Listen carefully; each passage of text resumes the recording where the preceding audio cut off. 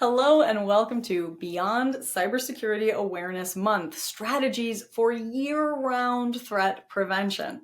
Today's exciting Smart Panel is sponsored by Audit Board, AdviseUp, and Kidos, and produced by SmartBrief by Future B2B.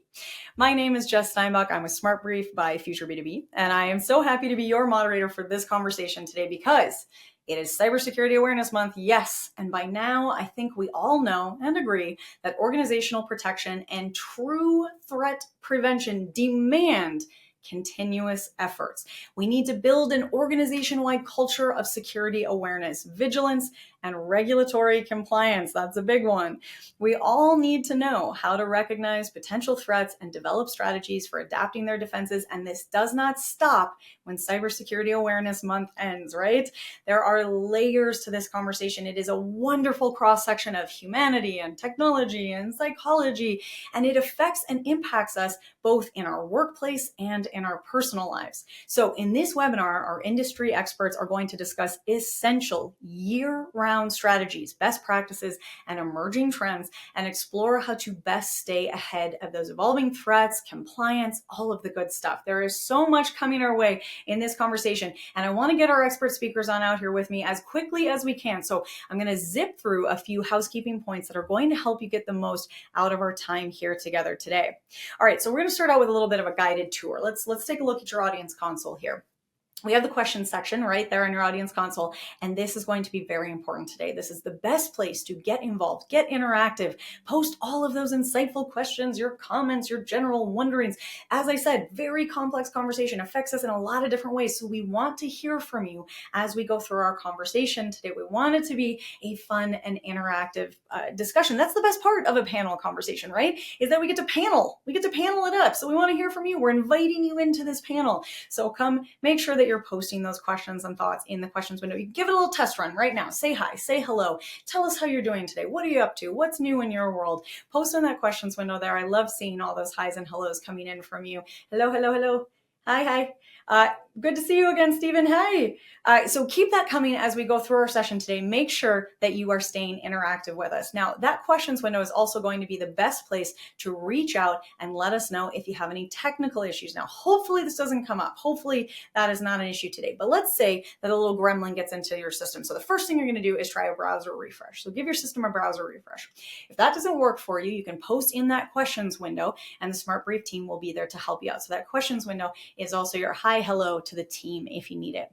Now, the last thing I want to point out is the handouts tab. Make sure that you spend some time exploring that handouts tab because there are some great links that are going to take you to places to learn a little bit more about our incredible sponsors. So make sure you spend some time in the handouts tab before we wrap up our webinar today. I promise you will want those resources once we finish our conversation.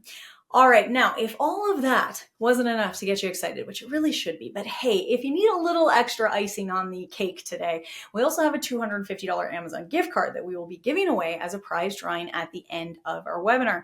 Now, you do need to be here in live attendance at the panel in order to win, and all of our winners must meet the Smart Brief prize terms and conditions. If you're not sure what those T's and C's are, remember that handouts tab I was telling you about? Go back over to the handouts tab, click in, scroll all the way down to the bottom, and you will find those T's and C's waiting for you there. All right, well, that's it for the housekeeping. So I want to get into our awesome sponsors and chat with you a little bit about who is making this conversation possible today. So a quick thank you and hello to Audit Board, the leader in audit, risk, ESG, and InfoSec management. Also to Kidos, protecting gamers while they play games, right? You gotta love that. So we're talking about scams, cyberbullying, harassment, and lots more. We're gonna get into this a lot more coming up, so stay tuned. And then, of course, AdviseUp, audit, risk, and compliance for forward-looking businesses. So this organization is specializing in individualized consulting that increases efficiency while decreasing workforce fatigue and fueling growth. That is so important, hitting those efficiency markers without burning through your workforce and really allowing your organization to take off and grow. So some really impressive organizations bringing us here together today. And of course, our incredible speakers who are here with us. Dorina Hamzo, founder and CEO of AdviseUp Consulting, is here with us today. Dorina spent 20 years in audit, risk, and compliance before deciding to create AdviseUp. And of course, Ron Kurbs, founder and CEO of Kidos. Ron was an early venture capital investor, and prior to that, he was an R&D manager who led teams to create big data and machine learning based solutions for national security. So Ron, you have definitely got a cool background. I am so excited to get into this conversation with both of you. Thank you so much for being here with us. Thank you. All right. And then, of course, we have here with us Ron Kurbs, founder and CEO of Kidos. Ron, I am so excited to hear a little bit more about Kidos. Ron, you were an early venture capital investor, and prior to that, you were an R&D manager who led teams to create big data and machine learning-based solutions for national security. So you have a very cool window that you're bringing into this conversation, Ron. Thank you for hosting me. Glad to be here. All right. All right. Well, definitely a lot of good things to get into today. Lots to explore. I think we should kick things off right away. Dorina, I'm going to start with you. Okay.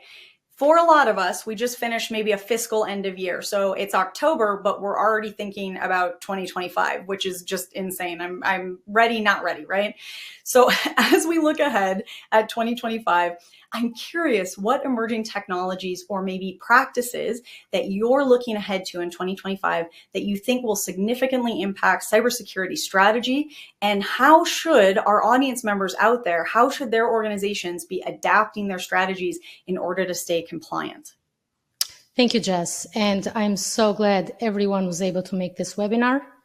As Jess said, my name is Dorina Hamza.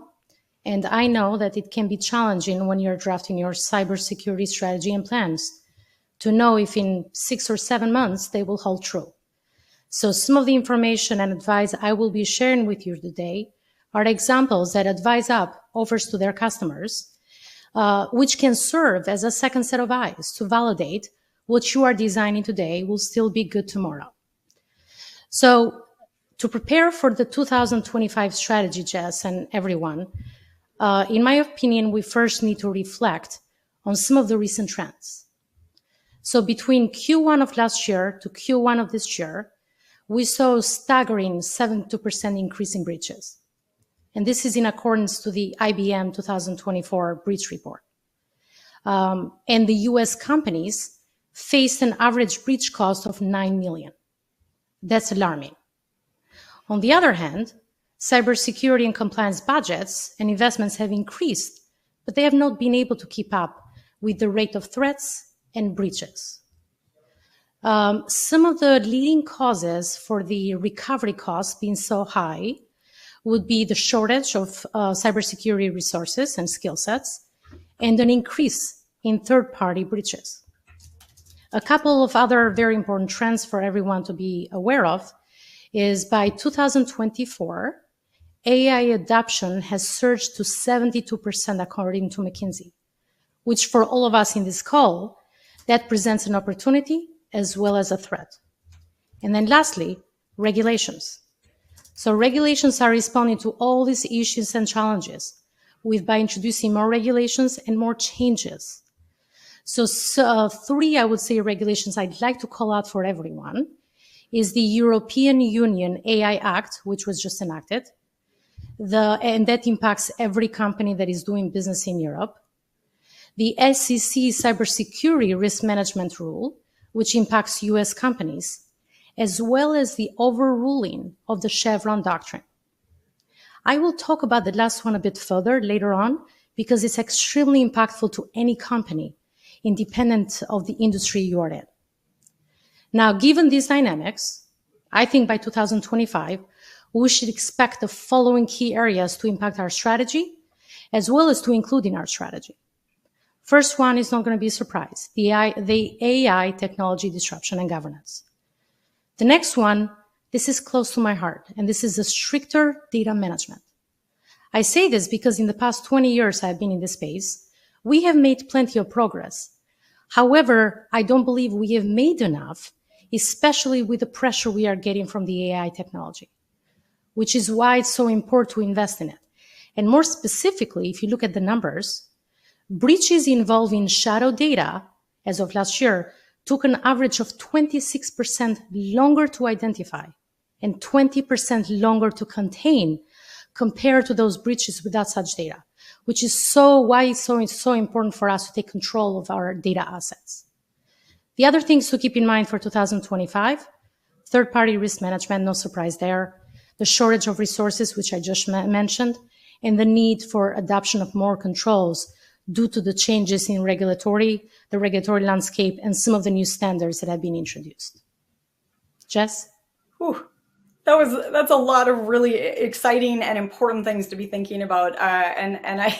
It's funny because strict control is not something that I usually get excited about, but I mean, in terms of immediate impact, and the risk factor of leaving that shadow data out there without those strict controls, that is really concerning and a huge opportunity for change as we go into 2025 year or improvement.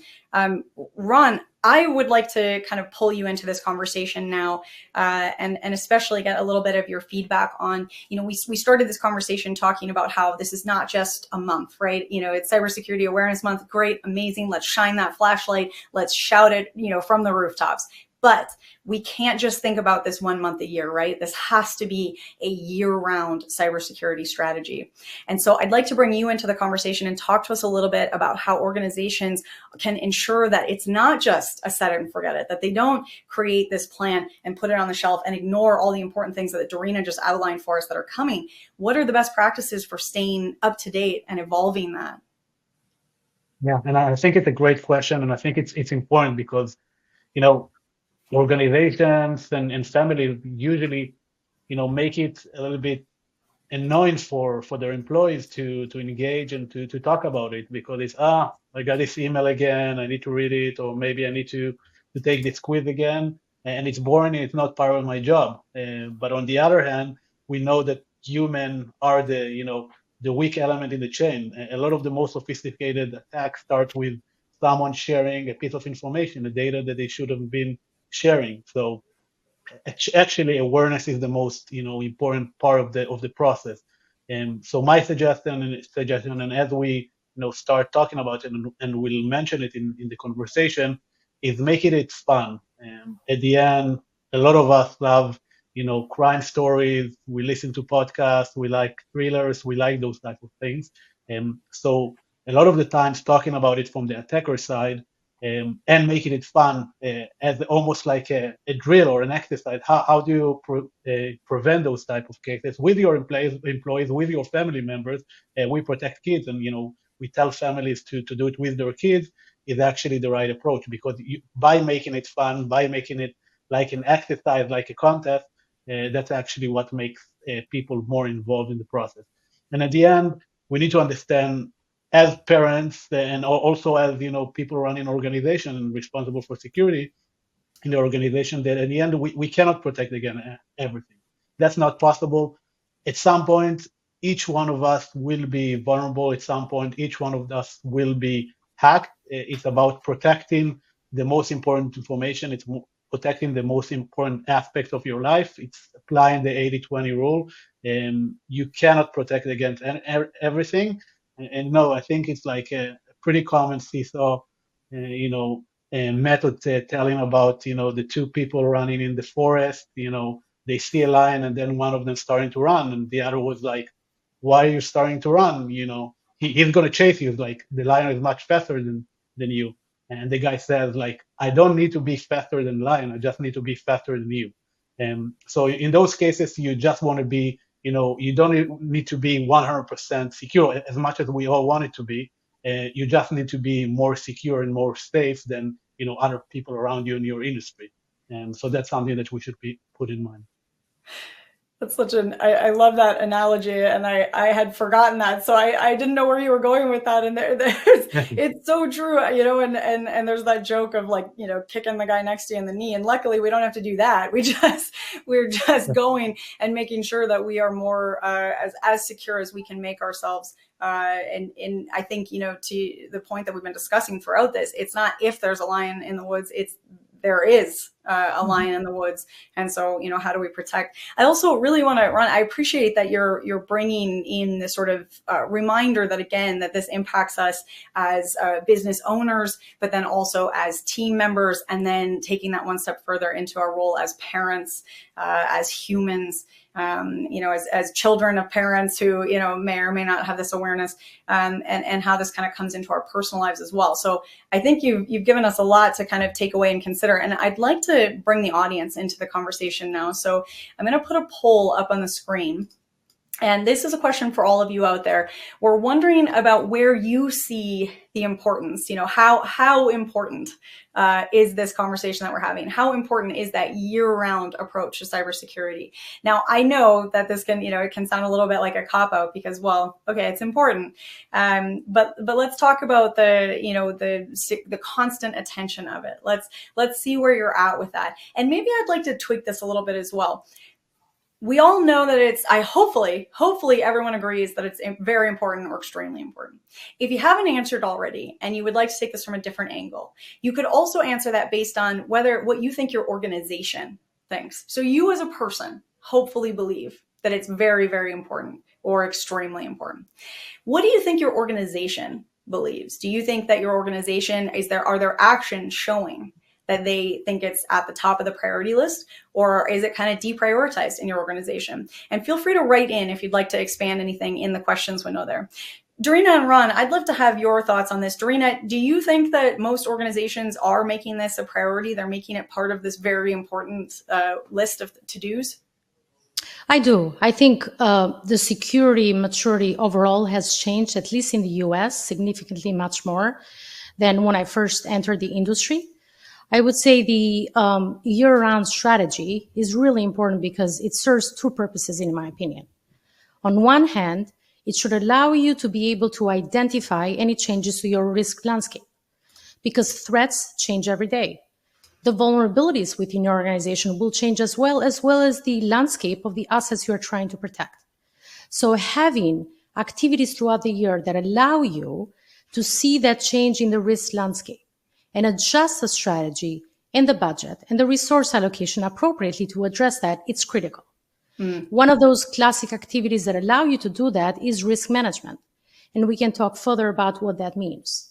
On the other hand, the year-round strategy is also serves a purpose with making sure that you have enough activities throughout the year to protect the company and provide ongoing protection.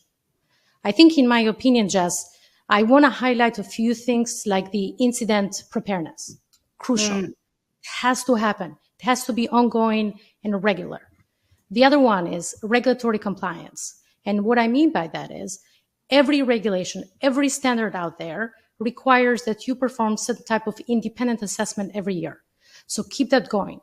And then the last piece, this is one that I feel very passionate about because at AdviseUp, with our customers, when we have been able to convince management to do this, the posture of the security team and the security culture has been elevated.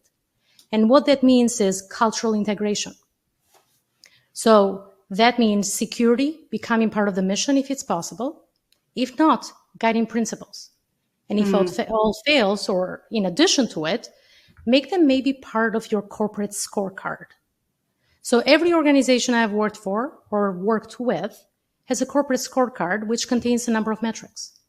Those metrics is what the company considers important, and they're typically tied to your objectives, employees' performance, compensation.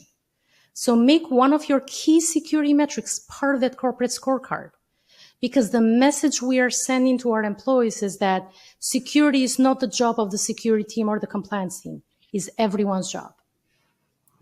That's such an important point. And Ron, I'm going to ask you to weigh in on that a little bit too, because you had mentioned that as well, creating that kind of team awareness. And I think we're going to dig into your team culture a little bit later on too, because I have a couple of questions I want to ask you about what you've been able to create internally. But just looking at the responses here, and so what we're seeing from the audience is about 69% saying that they think it's extremely important, about 22% saying that it's very important, and then maybe the final sort of 9% percentage in the moderately and slightly. And I'm hoping that the perspective that they're taking from that is not that they don't think it's important, but that their organizations aren't reflecting that it's important.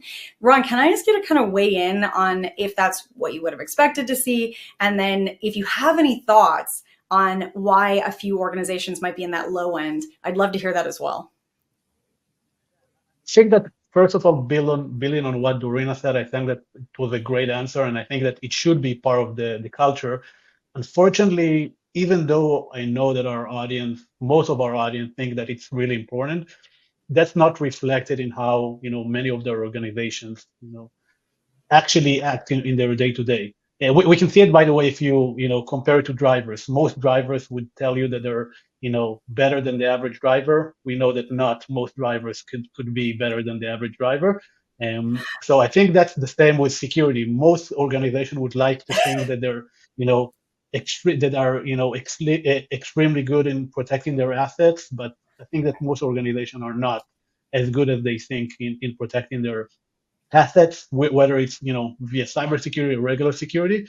And the most important things for me are the awareness, and I think that when we talk about with C-suite and when we talk with the VP level, all of them are aware of security cases and not to give information. But when we talk with other employees at the company, and we see that because they're on our platform, we see that their kids share their passwords, which are usually used in the organizational context as well in video games. We see that some of their kids share personal information that can be used by attackers that attack the company. So all of those things that we might have the best protection for our cloud and for our office and for our online environment, but at the end, like if someone is clicking a link on via email and just phishing attack or scam like that, that's something that at the end it's almost impossible to protect against, even if you have the best systems in the world, and even if you have the best technology in the world. It's about awareness and about making sure that your employees and the family members of your employees and know about security concerns and how to react to those security concerns. Well, okay, you guys have both given us a lot of context around this poll, and I want to thank everyone who also took the time to answer. I'm going to move off the poll now, but again, really appreciate getting that feedback. And for all of you that are getting questions in as we go as well, we do see those coming, and we are going to try to get to a few of them a little bit more directly as we go on through our conversation. So keep those coming in. But Dorina, I'm going to hand things back over to you because I want to get back into this conversation around best practices as we kind of look ahead into 2025. And thinking about that incident response, that was one of the answers that you gave to us when we were kind of looking at those poll responses that I think, besides the cultural thing, was really exciting for you as well. So when we're talking about developing that robust incident response plan, that's what we're all looking for, right? Mm-hmm. That is going to be, strong and effective, but also adaptable, going to adapt to new threats as they evolve. How are we reviewing these plans? How are we testing these plans? Any sort of best practices that we should be thinking about in the creation and adaptation and adoption of them? Yes, Jess, that's a great question. And there is good news in this space because Yay. there's a number of, I'm sorry? I was excited. Good news. There's so much bad news in this. There is some good news, yes. Good news. There is plenty of resources out there available, especially in the US, that can help the professionals in this call to be able to draft fairly comprehensive plans and know how to test them and some best practices. My favorite are NIST and CISO. CISO standing for Cybersecurity and Infrastructure Security Agency. Both of those agencies basically offer tremendous amount of guidance, and some of their guidance is reflected on what does a good plan look like. So it should include, at a minimum, roles and responsibilities, identification of incidents. And this one I want to underline because it's really important. Because every plan should have some type of matrix that classifies incidents as tier 1, tier 2, tier 3, or whatever, how many tiers you have, and the description behind that classification, as well as the detection mechanism. This is really important because it's the first step towards responding to an issue. And this classification should be well vetted with everyone involved, including C-suite, and very well understood by the incident response managers. Additionally, the plan should contain or include containment, eradication, which would include the root cause analysis and the removal of the threats, the recovery, communication protocols, and here I would recommend communication templates, which have been drafted with your communication team or the PR team if they're two separate, and then have some external resources available in case of an incident. Now, stepping back, right? So we have the plan. This plan should be vetted at a minimum with your legal team, in my opinion, as well as your C-suite. And again, I'm going to underline the C-suite because they have to buy in, they have to support it, and they need to know how to respond in case of a large incident or large data breach, which from the first question we covered, Jess, it's fairly prevalent right now. Additionally, training should be provided before an incident. Testing should take place, in my opinion, at least once or twice a year. If you can do it quarterly, that's even better. And in the testing, especially if you do tabletop exercises, include your C-suite. And for example, let's say you have ransomware as a scenario. Make sure the C-suite, and in some cases the board, is on board with how you respond to a ransomware. Do you pay? Do you not pay? What do you do? So those are key decisions that companies should be prepared to answer before an incident occurs. You know, I think that it's really important what you've hit on a couple of times there, making sure that you're including some of those key stakeholders. And you've hit that we need to include the folks that it's impacting, but then also very importantly, you know, these decisions need to come from the top. They need to include the C-suite and all the way through the organization, especially if you want them to be effective. And I think that's a great reminder. I also really appreciate that you've given us a couple of like key action steps. I think sometimes when we talk about these things, it's easy to get stuck in the strategy and the etherealness of it, like be prepared, but how?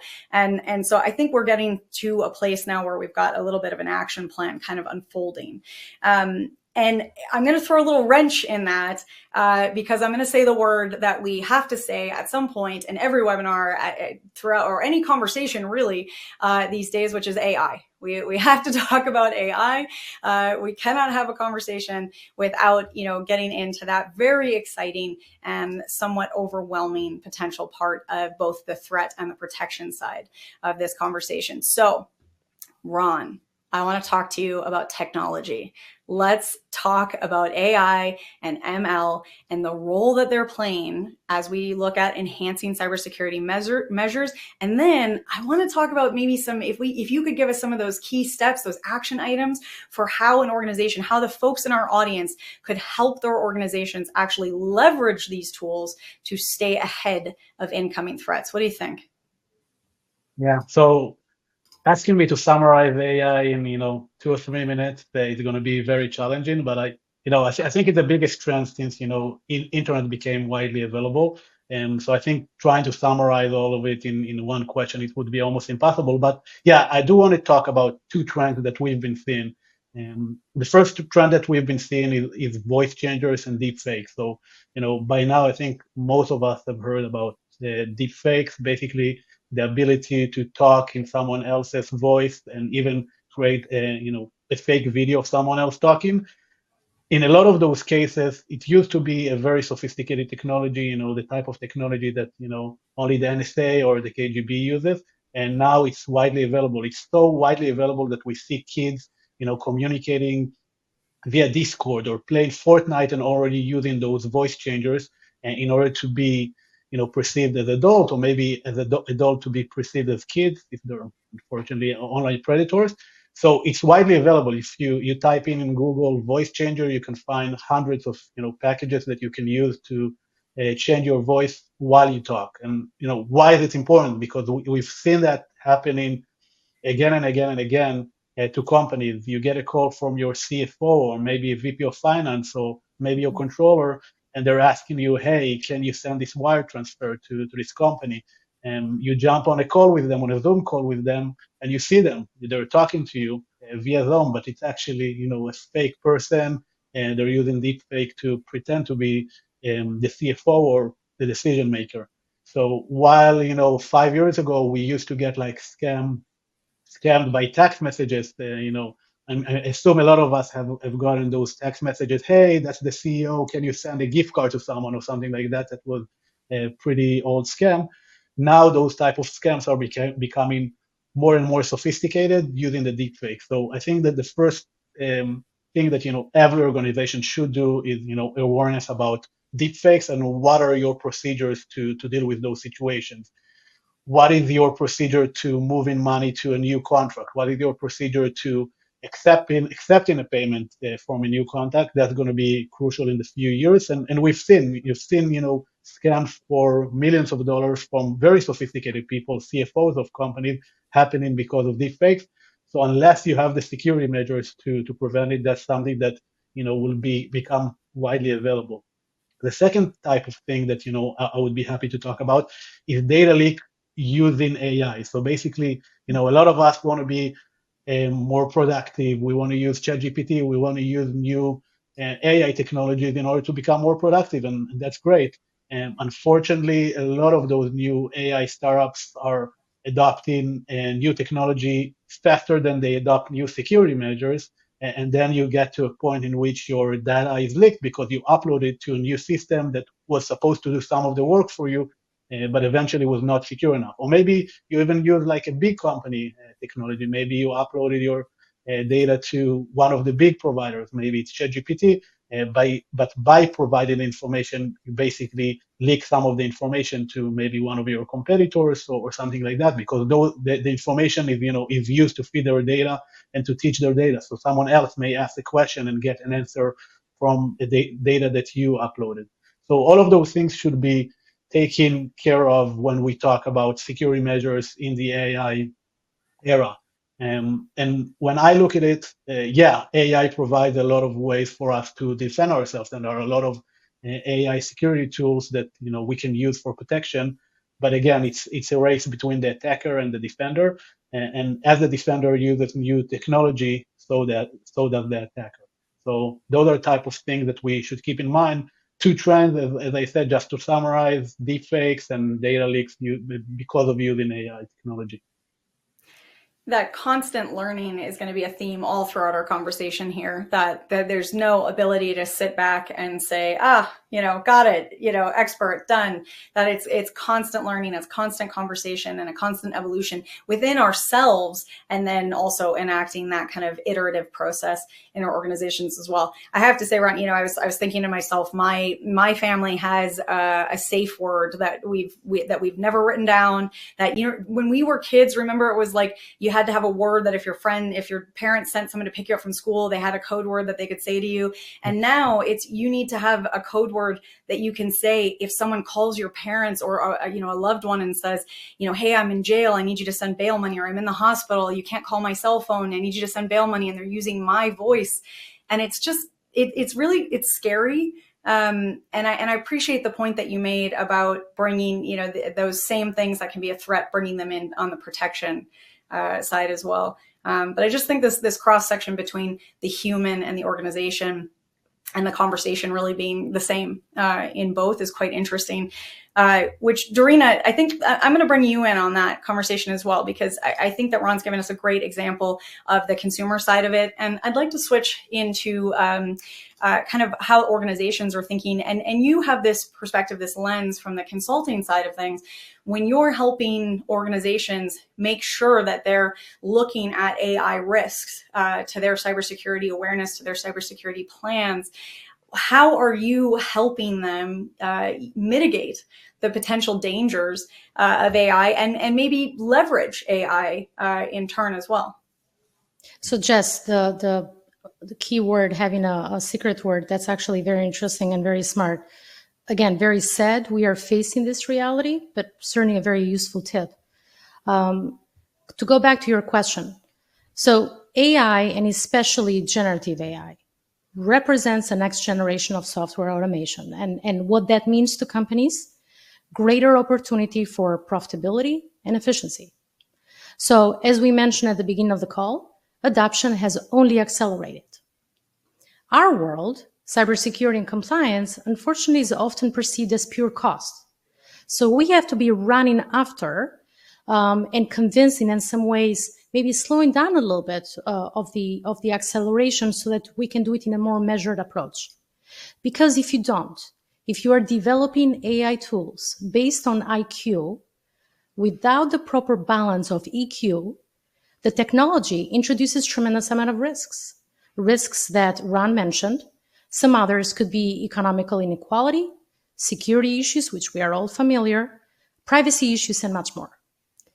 So typically what Advise App usually will consult and provide to our customers as advice is to improve the company's position and strategy around the adoption, development, and protection of AI by addressing a number of governance questions. And to me, there are really two that stand out. There is much more than that, but there are two that stand out that I'd like to share with the audience today. One is, what guardrails are in place to ensure that AI usage is done safely and ethically? And then what use cases of AI should a company adopt, stay away from, and why?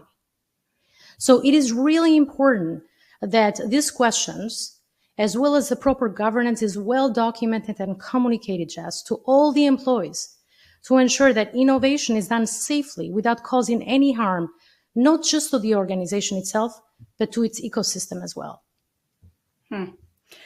You know, I think we're getting, again, into some great sort of action steps.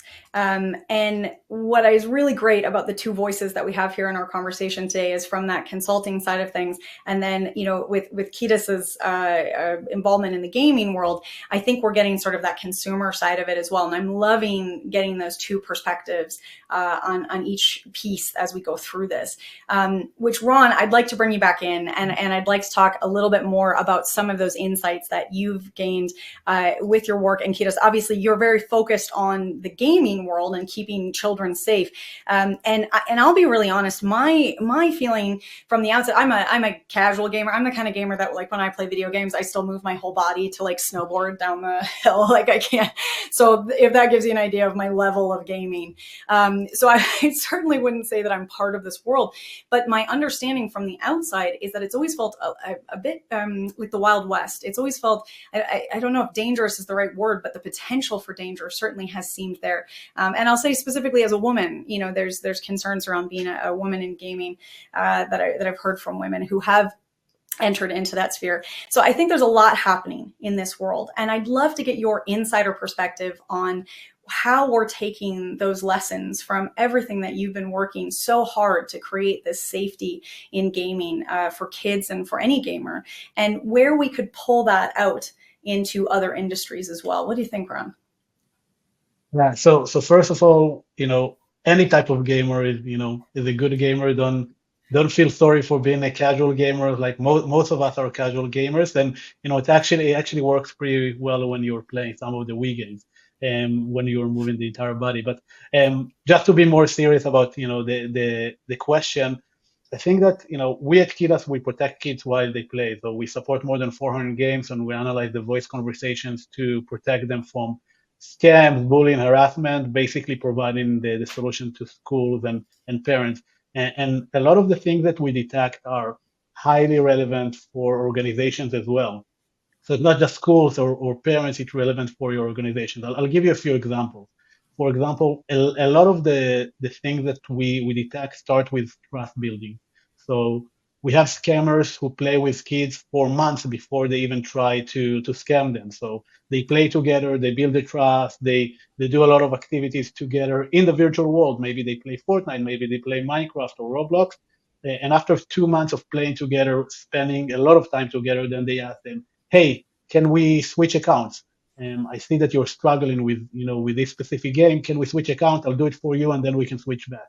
You know, after building the trust for so many months, and that's something that is, you know, maybe for us it doesn't look okay, but you know, for someone who spends so much time with another gamer, you know, you already feel like you're friends. So they're switching account, and they forget that a lot of other virtual assets are connected to the account.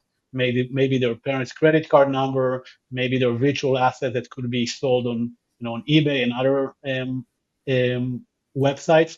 So all of those things are interconnected, and that's actually, you know, happening, you know, in the corporate world as well. Like, don't think that the scammer is going to, you know, try to scam you on the first email. They're going to build the trust. We actually had a few cases ourselves, contractors approaching us, doing some work and not expecting, us to pay them in advance. And little by little, they try to build trust and try to, force us to pay them in advance a lot of money. And so those things are happening, and building trust is something that we need to be aware of. So when you build your strategy, don't think just about, the technological aspect. It's important, it's crucial, the technological aspect, but the human aspect, and I'll repeat it again and again and again in this conversation, the human aspect is crucial. And what happens in gaming, is a good reflection of what happens in the real world. And those scammers in gaming are not just, sometimes they're individuals, but sometimes they're a network of hackers and scammers that are targeting kids, but are also targeting organizations.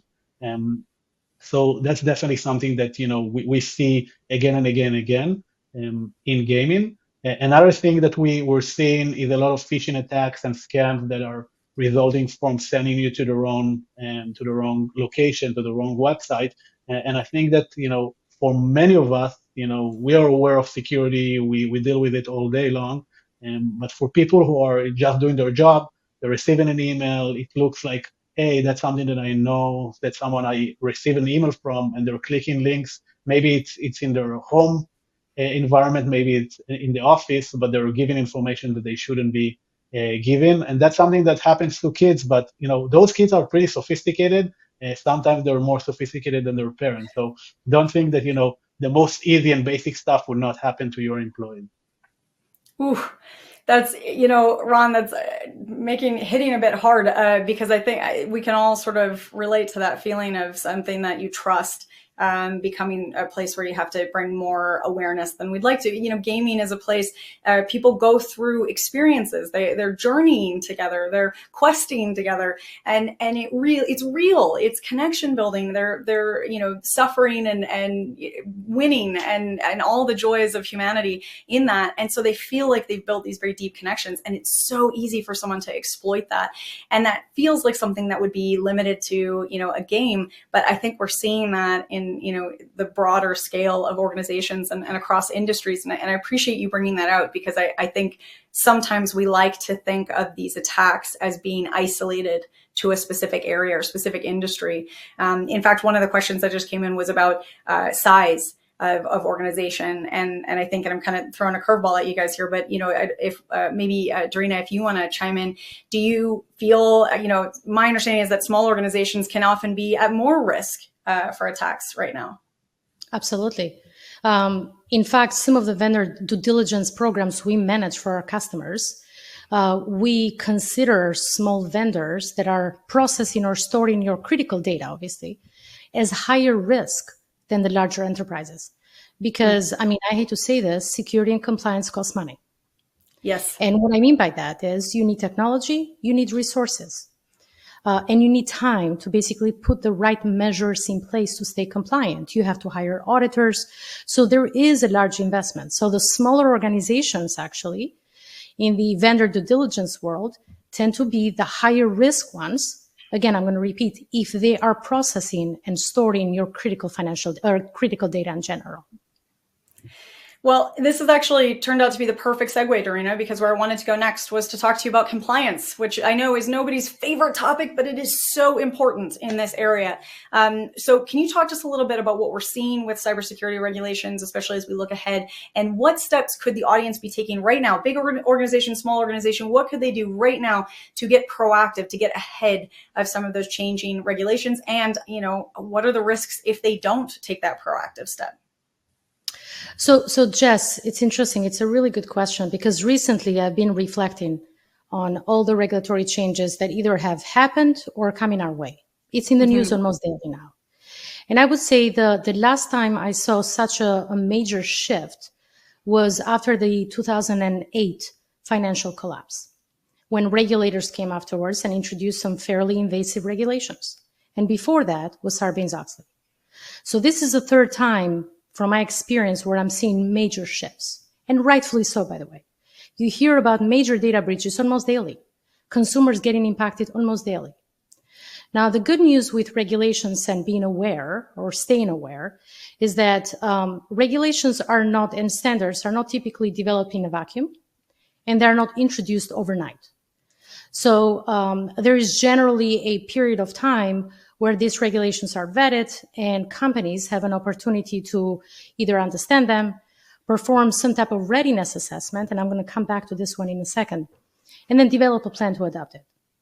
Now, from gaining awareness and staying in the loop with the changes, there is tremendous amount of resources out there that usually will publicize and talk about the changes, the regulation changes. But for the folks here that perhaps are not familiar with them, the easiest path forward would be for you to maybe partner with your compliance, audit, and legal departments, because they technically and often have memberships with those organizations, and they get informed of those changes. Another really important group for you is external auditors. They almost always have to find out, and they also will be able to tell you how those changes would impact your organization. But coming back to the readiness assessment, it's really key. I would strongly encourage everybody to consider those as regulations come in. Every time at Advise Up, when we do readiness assessments several months in advance, not a week or a month before, but several months in advance, our customers have been able to maintain compliance 100% of the time with very minimal disruption and very minimal budget or financial constraints. Because if you have been in the business for a while, you probably already have processes and technology in place, which you can maybe modify slightly to adjust to some of the regulation changes. Because again, these regulations are fairly common sense. They expect you to protect consumers. That's really what their goal is. Now, if you do not comply with them, I think we probably all are familiar with the consequences. Nonconformity can lead to penalties, can lead to, if you're in healthcare, suspension, enrollment suspension, which impacts your bottom line. Now, I'd like to present it differently. Instead of worrying or thinking about the consequences, in my opinion, I would consider regulations and compliance really as a golden star, as an opportunity to basically improve your revenue and generate new revenue. Because, especially if you're dealing with enterprise clients or prospects, they expect you and they need you to protect their assets. So having compliance to regulations or having certifications around the different standards can actually be a great tool to generate new revenue. Now, Jess, before I turn it over to you, there are a couple of areas, regulation shifts that I'd love to highlight, one of which I mentioned earlier. So in the AI space, I think most of us are probably already familiar.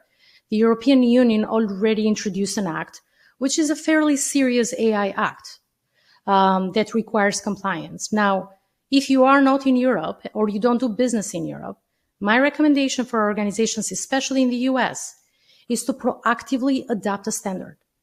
Because I can tell you, regulations are already underway in the US. There is a discussion around state-specific regulations, especially in the AI space, and there are discussions at the federal level. So one of the certifications or standards that I recommend is the ISO 42001. It's a fairly new one, was introduced in December of last year, and it's a really good one, and it's a simple one. And if your organization is already doing ISO 27001, the adoption of 42001 is going to be much easier because both standards have a lot of common controls. Now, lastly, the Chevron doctrine. So if you guys remember at the beginning of the call, I mentioned how impactful the overruling of this doctrine means, and it's going to introduce to organizations everywhere in the US, independent of the industry you're in. So the US Supreme Court overruled the Chevron doctrine, which means US courts now will no longer defer to federal agencies on the interpretation of federal statutes. So what that means, so in the past, we worked with federal agencies around the interpretation. It was very clear. You got one clear message, and that's what you use to basically build compliance. Now, this is going to be decentralized, which means that organizations will probably face, and boards of directors and management should expect an increase in regulatory scrutiny, which requires closer monitoring of regulatory developments and how they impact the different organizations. So the takeaway for the audience here, in my opinion, is that I would encourage everyone in the security and compliance industry to proactively look into partnering with your management and developing a regulatory strategy. It can be a cybersecurity regulatory strategy or even a more holistic regulatory strategy. So you can help your organization to consider long-term impacts of the different regulatory changes on the business model, strategy, as well as the opportunities and risks that these changes are going to introduce to your environment. You know, Dorina, I'm going to highlight what you said about changing this over to the gold star instead of the like, oh, the feeling of, to the, oh, this can, help and help us get ahead and help us reduce the pressures and reduce the financial impacts by finding ways to stay out in front of some of these changes and do them more efficiently rather than always kind of dragging your feet and getting pulled along to the next thing. I did post in the chat for anyone that hasn't spent time with ISO 42001 and needed that memory jog. So I posted the reminder of what you can kind of Google after we wrap up. But yes, Ron, I'm sorry. I'm sorry to interrupt you. Actually, interestingly enough, SmartView, just one of their article emails today, actually had a very interesting article for anyone that hasn't seen it yet around cybersecurity regulatory strategy. So the timing of this is kind of interesting. So I would encourage folks to read it and get some ideas about spearheading such a change. Perfect. That's a fantastic follow-up. There you go. Homework for everybody. Go Google that right now. Don't go anywhere, but Google that, open it, save it. Because Ron's going to bring us back around to the human side of things. The regulations we've hit, the risks we've hit. I think we've sort of teased out on this culture of security. And Ron, you were talking a little bit about and kind of teasing us that Kitas has maybe had some really great success around creating this culture of cybersecurity internally. And I would love to learn from you. So help the audience understand, what have you been able to put into place? What are some best practices that we can take from Kitas and from you? Yeah. So thank you for asking that. And I think that one of the things that we realized at Kitas right from the beginning is that we need to eat, live, breathe what we do. So we do security in gaming. And as part of it, we want everyone, whether you're on the technology side, whether you're on the operation side, the marketing side, understand exactly what we do, which is, security in gaming. So as one example, in our happy hours, for example, we're a distributed company, everyone working remotely, and we play games. So we wanted everyone to understand what is Fortnite, what is Minecraft. So we played Fortnite and Minecraft together. We wanted everyone to understand what does it mean to be, safe and secure in Fortnite and Minecraft. So we shared with everyone incidents, cases that happened for Kitas users while playing those games. And as they were playing, as our employees and teammates were playing those games, they could see firsthand how it is to experience those situations. And I think that's something that a lot of companies can adapt to their culture. And reading an email from your CISO, from one of the admins about security incidents, it is something that you send, and most people candidly will not read because they have other things to do. But making it part of your culture, making it fun, making it playing with that. And there are a lot of apps out there that you can upload some information and create a game out of it, and playing it together in teams or as a greater organization, making a contest out of it. That's something that definitely works and had worked for us when we want people to be aware of those things. So think about what are your, main security risks, main human security risks, things that you want everyone to know and learn about, and make it fun, make it a contest for them, and let people play with each other, let people compete with each other, specifically while, absorbing and learning those specific topics. So it wouldn't feel like learning. It wouldn't feel like, that's exhausting. It will feel like, hey, I'm playing, I'm doing something fun with my team, and on the way, I'm becoming more aware of security risks. I love that. Make it fun, play. Speaking of playing, we got so wrapped up in our conversation that we are 5 minutes out from the end of our time here. So here's what I'm going to do. I had one final question that I'm going to throw at Dorina, and then I wanted to kind of get key takeaways from each of you. So we're going to do sort of a lightning round of key takeaways. But Dorina, I just wanted to, before we get into our final thoughts, see if you had anything that you wanted to add from that organizational perspective in terms of setting that culture of cybersecurity. Well, I'm so glad you didn't ask me what Advise App does, because it's so much more boring than what Run's company does.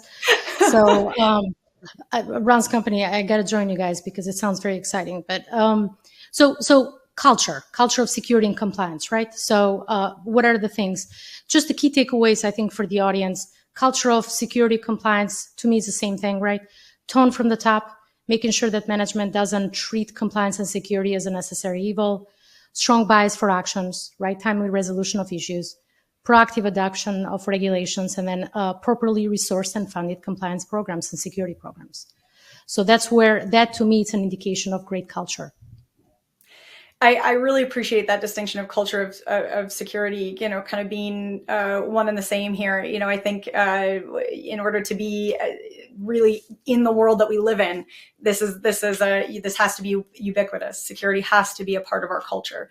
Okay, so lightning round. We have 4 minutes. I'm going to give each of you 2 minutes, a minute and a half, to give me your final thoughts, your key takeaways, your most sparkling kind of idea before we wrap up the conversation and head out about our days. Dorina, I'll ask you to kick us off, and then Ron, you can be our grand finale.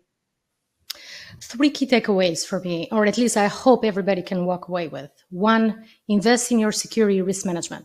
It's crucial. And make it so that it's real time. And it provides you visibility to your risk profile, because that risk profile will allow you to adjust your strategy and your budget and your approach. Also, this leads to the next one. Secure a seat at the board/audit committee if you have one, and C-suite table. Talk about the risks, talk about your strategy, talk about advancements to your strategy and progress, as well as roadblocks. Hold your management and the board accountable to support you along the way. I say this because the SEC rule that I mentioned at the beginning of the call, the SEC cybersecurity reporting rule, assumes companies and management supports and have a strong cybersecurity program. So you might as well take advantage of that. And then last, if you can, invest in annual independent security assessments. Listen, I recognize no one wakes up in the morning and says, I'd love to be audited today. But if we put our fears aside, they are tremendous tools in your toolbox, because they can help you figure it out, the health of your security program, some of the gaps with your strategy, some of the strengths with your strategy, and how you compare to other companies. And you can use it as a way of improvement, as well as a way to improve and increase support with your budget. Okay, Ron, that was a lot of great info. What's your grand finale thought, key takeaway for us? I think the key takeaway is that most risk starts with uninformed people.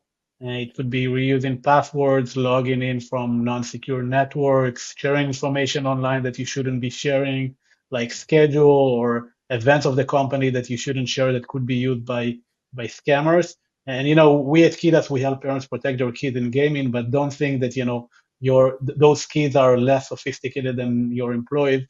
So we need to understand, and you need to understand, what are the type of human element you have in your company, and protect companies from the human element, that because that's the most critical issue. And I think the other thing is, we're talking about the Cybersecurity Month and Cyber Awareness Month, and companies should promote security in the company for their employees, not just at the company, but also at home. So encourage your employees to make sure that they have antivirus, firewall, that they have identity protection on their own devices, even with their family, because a lot of those times they're sharing information that is, company information on their own private and personal devices. And if those devices are not protected, of course, you cannot control those devices, but you can encourage them to, install the relevant software and be aware of that when they're in their family. So don't think, hey, that's the house realm, that's outside of the scope. it is actually part of the scope. And if they're sharing sensitive information, and most people share sensitive information on their own phone and their personal email, and that's something that you should be protecting as well. You know, I feel like you've given us a lot of cross sections between the workplace, the life place, our, you know, how we operate as individuals in the world, and then how we bring those lessons into the organization. I think so often we're learning from organizations, but the reverse is just as true. And I think you've made that really clear for us, Ron, and I really appreciate that.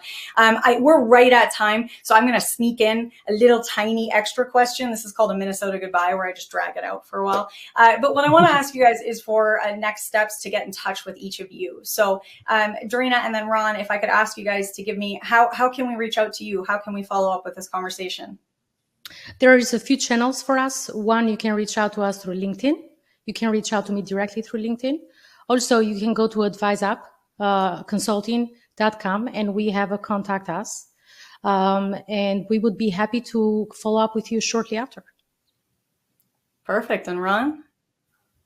For us, we're on every social media that you can imagine: Twitter, LinkedIn, Instagram, Facebook, TikTok. And you can also go to our website at getkidas.com, GETKIDAS.com. And also email me personally. It's ron@getkidas.com. All right, that was a lot of great ways to follow up. We have lots of ways to take next steps. I do also want to remind everybody to go over and visit the handouts tab. Make sure you've clicked on those links and open those tabs, because that, again, a great way to kind of follow up and learn a little bit more. Dorina and Ron, you know, this was a big topic that we tackled today. There was a lot to get into. There was a lot to explore. And I want to thank you for taking big ideas and making them feel more tangible, more actionable, and really helping us create these ideas for how we can take cybersecurity awareness from sort of a checklist into this ongoing, evolving process and culture within our organization. So for all of that, I want to thank you both. And I've had a lot of fun chatting with both of you today. Same. Thank you for having us. Thank you for having us. Thanks, Dorina. Same. All right. Well, and to everybody out there who asked a question, I know we had to move very quickly. We tried to pull a few questions in as we went through, but we are going to make sure that your questions get sent on to the team. So you will get responses back. Keep those questions coming in. If you have any more kind of lingering thoughts here, we covered a lot very quickly. So I'm sure you have some questions still kind of tucked away there. So please do get them in. Ganesh and Isabella, I see your high fives. Thank you so much for that. I will make sure the speakers see those as well. I appreciate seeing that you enjoyed the content. I did too. I learned a ton today. So, you know, I hate to wrap things up, but I think we're going to have to bring things to a close pretty quick here. I'm going to give away our $250 Amazon gift card that I know you are just waiting for. And again, this is going to someone who is here live and present at the webinar, and of course, a little bit lucky. That always helps too. Our $250 Amazon gift card is going to Luann Yee from Colorado. Luann Yee from Colorado, congratulations to you. We will follow up as soon as we wrap our webinar, so stay tuned for that. Okay, my friends, well, it has been an absolutely sparkling conversation. We have covered so much. Hey, Stephen, thanks for your thank you. I appreciate it. I love this. Everyone's giving us all the good vibes as we wrap up our chat here today. I want to say a big thank you on behalf of the Smart Brief team to our incredible sponsors here today, Audit Board, Kidas, and Advise Up. You know, especially to our speakers, to Ron and Dorina. As I said, big topic, big conversation, very complex, and lots to consider. And I think they did an incredible job of helping us peel back those layers, helping us understand the strategy, the approaches, the philosophy, and then pull those into action steps that we can take into our own organizations. So my hope is that all of you are leaving this conversation feeling lit up and smiley and excited about the content, the information, but also ready to take that action step, also ready to take that next step in your organization. So thank you so much for coming to join us today. I hope that I'll get to see you at a webinar again soon. And until then, have an absolutely beautiful end to your day. Thanks.